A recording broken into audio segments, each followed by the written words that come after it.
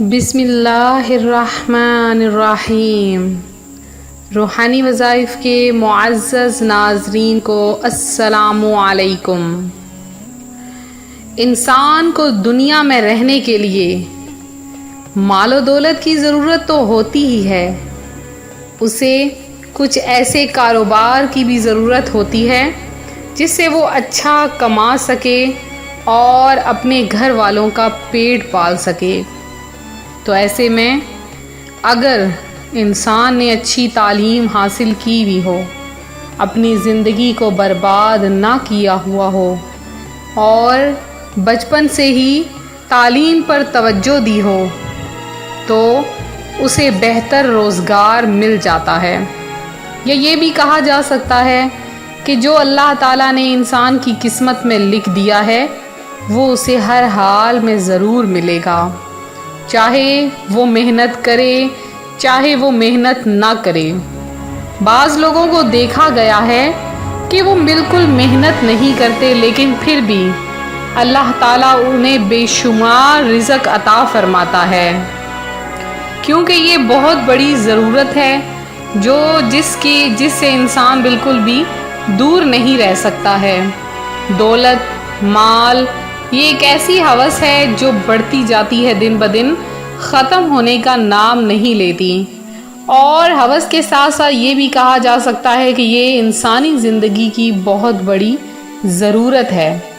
جب انسان کے پاس پیسہ ہوتا ہے تو اسے نہ کسی کے سامنے ہاتھ پھیلانے کی ضرورت ہوتی ہے اور نہ ہی اسے قرض لینے کی ضرورت ہوتی ہے اور نہ ہی دوسروں کی طرف دیکھنے کی ضرورت پڑتی ہے۔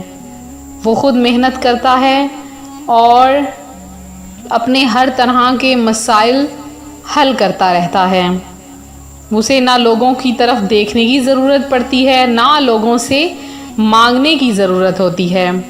تو ایسے میں اللہ کی راہ میں صدقہ و خیرات ضرور کرنا چاہیے۔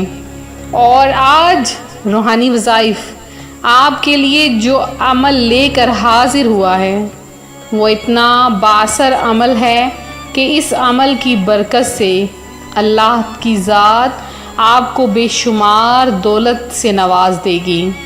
تو یہ عمل بہت ہی مختصر سا عمل ہے، یہ عمل ایسا عمل ہے جسے صحابہ کرام نے کیا، یہ عمل ایسا عمل ہے جسے اولیاء اعظام نے بتایا۔ تو اگر اس عمل کو کر لیا جائے تو اللہ تعالیٰ اتنی دولت، اتنا رزق عطا فرما دیتا ہے کہ انسان کے بس سے بھی باہر ہو جاتا ہے اس دولت کو سنبھالنا۔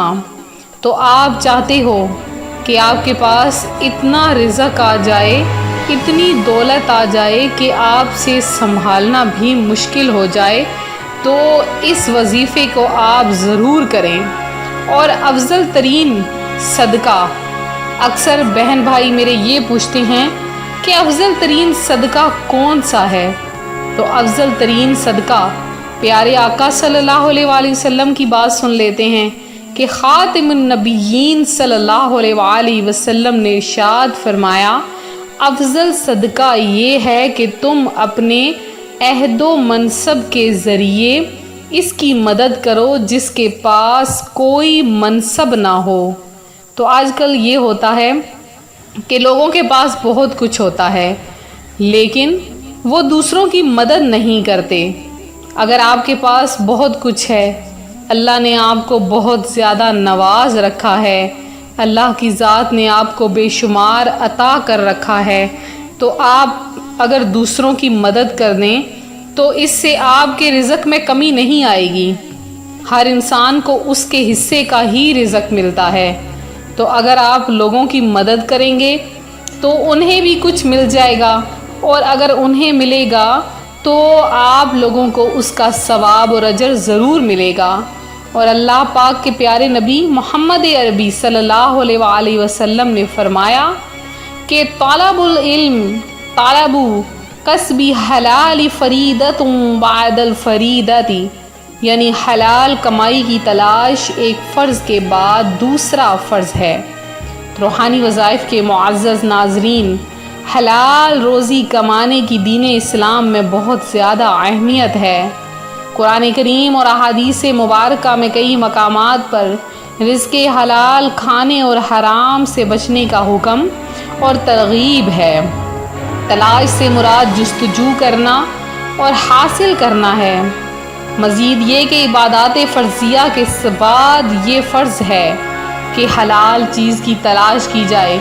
آج کل بہت سے ایسے افراد ملتے ہیں جنہیں نماز یا کسی دوسرے فرض یا نیکی کے کام کی دعوت دی جائے تو کہتے ہیں بھائی اہل خانہ کے لیے حلال کمانا بھی فرض ہے، اور یوں فرض نمازیں اور بعض تو روزے تک چھوڑ دیتے ہیں۔ اس حدیث پاک میں حلال کمائی کو اگرچہ فرض فرمایا گیا ہے، لیکن واضح رہے کہ یہ ایسا فرض نہیں کہ اس کی وجہ سے دوسرے فرائض کو چھوڑ دیا جائے۔ اس حدیث پاک کے الفاظ فریدتم بعد الفریدتی کے شرح میں فرماتے ہیں کہ حلال کمائی طلب کرنا ایسا فرض نہیں کہ جو نماز، روزہ اور حج وغیرہ کی فرضیت کے برابر ہو۔ لہٰذا حلال کا لقمہ کھائیں، محنت سے کھائیں، دوسروں سے چھین کے ہرگز نہ کھائیں، اور جس کو بے حد رزق کی خواہش ہے، جو بے شمار رزق کی خواہش رکھتا ہے اور یہ چاہتا ہے کہ اللہ کی ذات اس کو بے شمار نواز دے، تو یہ چھوٹا سا عمل کریں۔ اس عمل کی برکت سے اللہ کی ذات آپ کو اتنا عطا فرما دے گی کہ آپ لوگوں کے پاس جگہ کم پڑ جائے گی۔ وظیفہ کیا ہے؟ بالکل چھوٹا سا وظیفہ ہے جو میں آپ کی خدمت میں لے کر حاضر ہوئی ہوں۔ اللہ کے 2 ناموں کا وظیفہ ہے۔ صرف اور صرف آپ نے 2 دن اس عمل کو کرنا ہے۔ 2 دن عمل کرنے کے بعد پھر 2 دن آپ نے چھوڑ دینا ہے، اور پھر آپ نے 2 دن یہ عمل کرنا ہے۔ لگاتار آپ نے اس عمل کو 6 دن کرنا ہے۔ پھر سے سن لیں، پہلے آپ نے 2 دن اس عمل کو لگاتار کرنا ہے، پھر درمیان میں آپ نے 2 دن چھوڑ دینے ہیں، پھر 2 دن عمل کرنا ہے، پھر 2 دن چھوڑ کے پھر 2 دن عمل کرنا ہے۔ تو اس طرح سے 3 دن عمل ہو جائے گا۔ اور عمل کس طرح کرنا ہے کہ آپ نے کسی بھی فرض نماز کے بعد کوشش کریں کہ فجر یا عشاء کی نماز کے بعد آپ یہ عمل کریں، کیونکہ تنہائی میں جتنا یہ عمل کیا جائے گا اس کا اتنا ہی زیادہ آپ کو فائدہ ہوگا۔ تو آپ نے کسی بھی فرض نماز کے بعد جائے نماز پر بیٹھ جانا ہے، اور بیٹھ کر آپ نے اللہ کے 2 نام یا واسع یا رزاق، یا واسع یا رزاق، ان کو آپ نے 100 مرتبہ پڑھنا ہے، اور سورہ اخلاص کو 33 بار پڑھنا ہے۔ پڑھنے کے بعد گڑ گڑا کر اللہ کی بارگاہ میں دعا کرنی ہے۔ اللہ کی ذات آپ کو بے شمار رزق سے نواز دے گی۔ یہ میرا چھوٹا سا عمل جو میں آپ کی خدمت میں لے کر آئی، اولیاء اعظام کا بتایا ہوا یہ عمل ہے، نہایت ہی پاورفل عمل ہے۔ اس عمل کو آپ نے ضرور کرنا ہے، خود بھی کرنا ہے، اپنے بہن بھائیوں کے ساتھ شیئر بھی کرنا ہے۔ انشاءاللہ تعالی اللہ کی ذات آپ کو بے شمار رزق سے نواز دے گی۔ یہ تھا ہمارا آج کا عمل جو میں آپ کی خدمت میں لے کر حاضر ہوئی۔ اب میرے وہ بہن بھائی جنہوں نے خصوصی دعا میں حصہ لیا ہے ان کا نام دعا میں شامل کیے دیتے ہیں۔